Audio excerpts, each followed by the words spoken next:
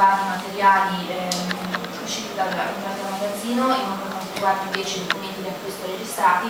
Per ogni materiale viene individuato quello che è stato il valore ordinato, il valore elencato merce e il valore fatturato, mentre per i documenti di acquisto viene individuata la quantità di entrata, la quantità fatturata, il valore elencato merce e l'importo della fattura.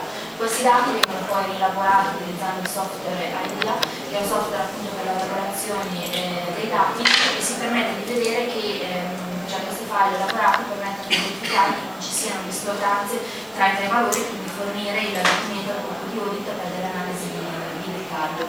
Bisogna anche verificare che il sistema blocca effettivamente i pagamenti di quelle fatture che eccedono i limiti di tolleranza, e verificare che solo una volta appunto l'autorizzazione da parte del responsabile della funzione, l'operatore dell'amministrazione può effettivamente effettuare. Senza addentrarsi negli altri cicli, che sia davvero non c'è tempo di analizzare tutto, che cosa è emerso dall'analisi in generale che ha concluso, quindi magari problematiche che avete riscontrato con riferimento a questa società? Dunque, le principali problematiche riguardavano,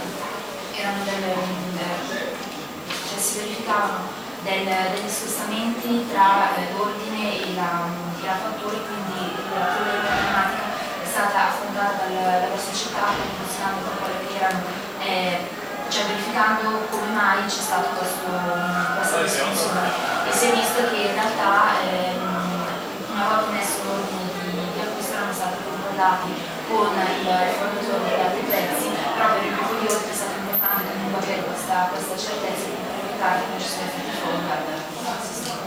Perfetto, e questo tutti i documenti che sono stati occupati della revisione. Facciamo un controllo informatico, mentre poi la revisione si occupa di capire effettivamente qual è il problema di comunicazione. L'approccio con SAP come è stato? SAP è un strumento molto importante e è facile da usare, funziona molto bene per le vuole l'individuazione di questi record standard permettono di estrarre dal sistema informazioni molto utili. L'importante è conoscere quelle che sono effettivamente le transazioni utili a quelli che sono i portfolio, e questa è di competenza di specialista di Remo, per conoscere le particolarità del sistema. Va bene, grazie per la tua. Grazie.